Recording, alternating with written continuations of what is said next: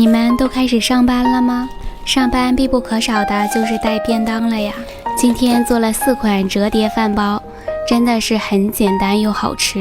米饭我调了2种口味的，第一种就是加泡菜的，米饭经过调味后味道特别足。再来煎个鸡蛋，个人感觉小砂锅煎蛋更好吃。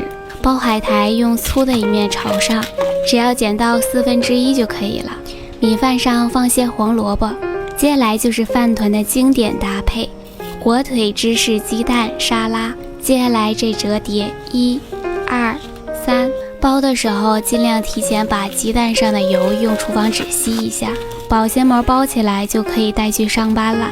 果然经典的口味，百吃不厌。接下来做个金枪鱼口味的，把罐头里的水分挤出去，再加这些调味料拌匀。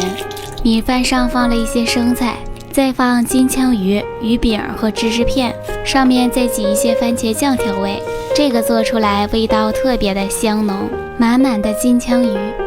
接下来把米饭调一个酸一点的寿司口味，放1颗鸭蛋黄，再放上肉松、蟹棒和生菜丝。早上只要花个1、2分钟就能做出一个折叠饭包来。大爱咸鸭蛋黄口味。再来做个鲜虾口味的，5只虾加葱跟盐，用刀背剁成虾饼，锅里煎到2片金黄就可以了。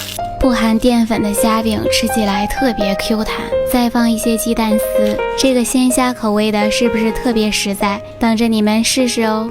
4种口味都做好了，你们最喜欢哪一个口味？可以留2个当着午饭吃，剩下的2个就作为我的早餐啦。